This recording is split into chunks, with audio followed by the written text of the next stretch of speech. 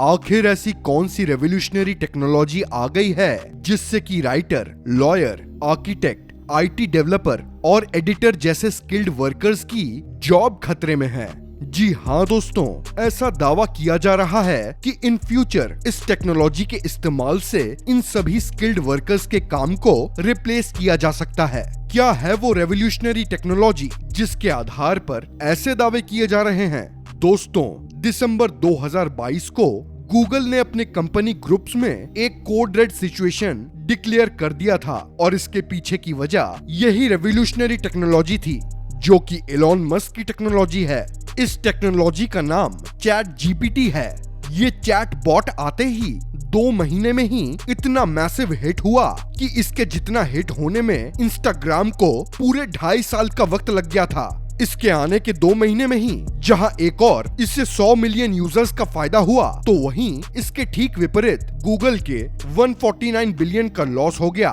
कई multinational companies के founders खुले तौर पर ये डिक्लेयर कर रहे हैं कि चैट जीपीटी उनका थॉट पार्टनर बन गया है। चीफ एग्जीक्यूटिव ऑफ कोर्सेरा ने ये कहा है कि ये बॉट उनके कमांड्स को उनके एम्प्लॉय से ज्यादा बेहतर समझता है और उसके सॉल्यूशंस भी देता है। शायद यही वजह है जो ये दावा किया जा रहा है कि इन फ्यूचर ये सभी स्किल्ड वर्कर्स को आसानी से रिप्लेस कर लेगा। तो क्या ये माना जाए कि chat GPT in future writer, lawyer, architect, IT developer और एडिटर जैसे स्किल्ड वर्कर्स का एक चीपर ऑल्टरनेटिव साबित होगा?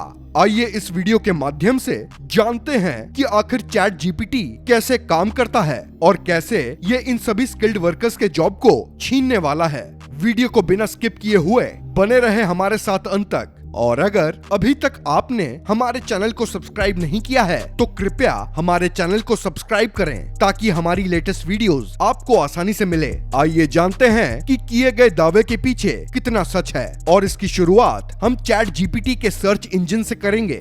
दोस्तों, जिस प्रकार गूगल के सर्च इंजन में अगर हम एग्जाम्पल के लिए किसी एप्लीकेशन को सर्च करते हैं जिससे हमें किसी भी पर्पस के लिए लिखना हो, तो वो हमें बहुत सारे लिंक्स प्रोवाइड करता है और जिसके जरिए हम उस एप्लीकेशन के सॉल्यूशन का रेफरेंस मिल जाता है, या यूं कहें कि एक आइडिया मिल जाता है जिससे कि हम अपना एप्लीकेशन लिख पाते हैं। लेकिन जब यही सेम कमांड चैट जीपीटी में डाला गया तो रिजल्ट ये आया। इसने एक वेल ड्राफ्ट एप्लीकेशन तैयार करके यूजर के सामने रख दिया।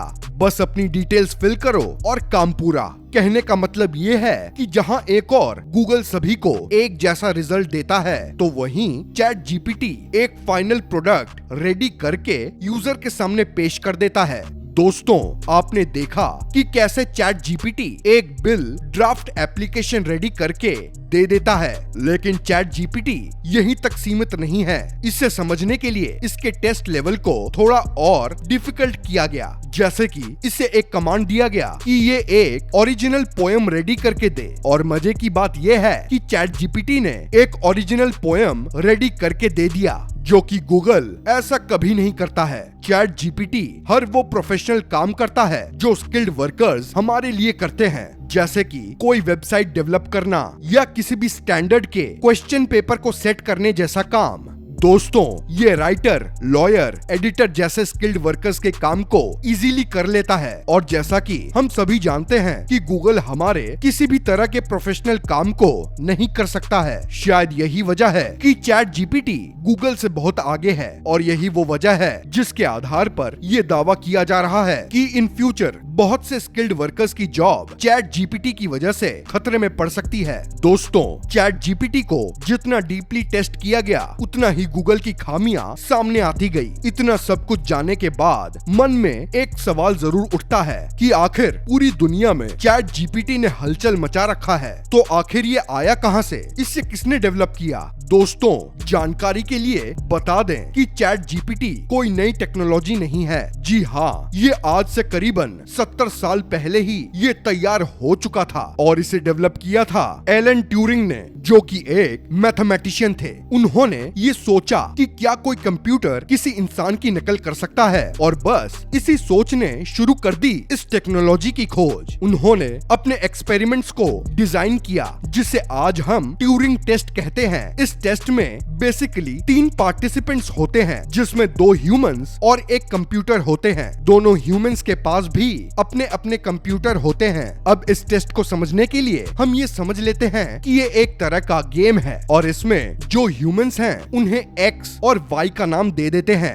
दोस्तों, इस गेम के एंड तक समझ लीजिए कि X को बेसिकली ये पता करना होता है कि बाकी 2 पार्टिसिपेंट्स में कंप्यूटर कौन है। रूल के तौर पर तीनों पार्टिसिपेंट्स एक दूसरे को नहीं देख सकते हैं और अगर उन्हें बात भी करना है तो वो अपने कंप्यूटर के जरिए मैसेज के द्वारा ही बात कर सकते हैं। अब अगर गेम के एंड तक X कंप्यूटर को नहीं पहचान पाता है तो इस टेस्ट को पास समझा जाता है। दोस्तों, आज की तारीख में इसी टेस्ट के जरिए ये पता लगाया जाता है कि कोई bot AI based chat bot है या नहीं। इस टेस्ट को सबसे पहले 1966 में जोसेफ वाइजनबॉम की एलिजिया ने पास किया था। तो अब तक आपने ये जाना कि चैट जीपीटी क्या है, कैसे वर्क करती है और इसकी खासियत क्या है। लेकिन कोई भी सिस्टम फुल प्रूफ नहीं होता है और ऐसे ही इस AI बॉट के साथ है। बाकी चैट बॉट्स की तरह इस बॉट में भी कई खामियां हैं और यही वो खामियां हैं जो गूगल की स्ट्रेंथ है,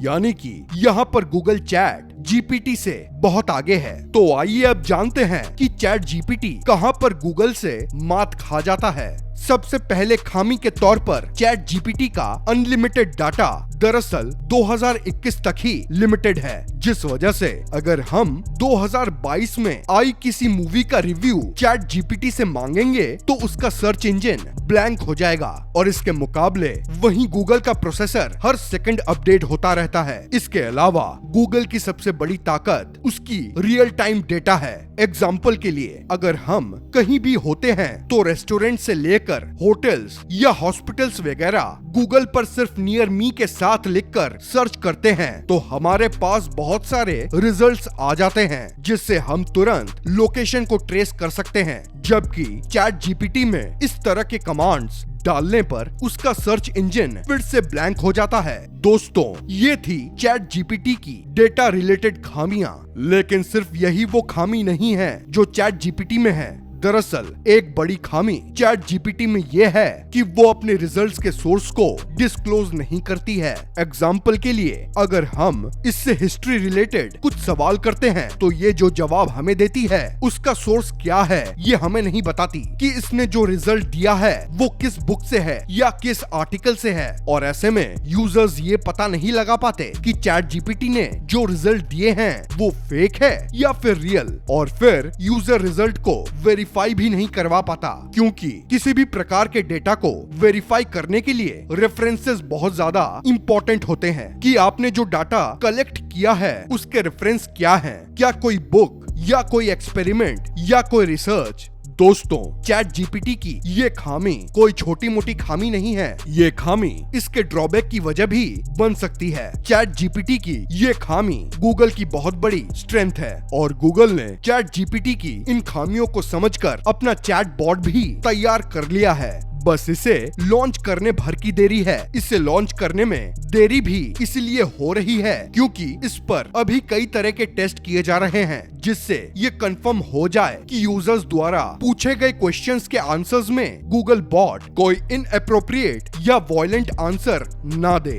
दरअसल गूगल अपनी मार्केट वैल्यू और अपनी रेपुटेशन का बहुत ख्याल रखता है। खैर, टेक्नोलॉजी की इस दौर में चैट जीपीटी आगे रहे या गूगल, लेकिन सवाल अब भी वही है कि क्या ये टेक्नोलॉजी बहुत सारे स्किल्ड वर्कर्स की जॉब को इन फ्यूचर खा जाएगी। आपकी क्या राय है, हमें कमेंट बॉक्स में कमेंट करके बताएं और हमें उम्मीद है कि हमारी ये जानकारी आपको पसंद आई होगी। वीडियो को लाइक तथा शेयर करें। धन्यवाद।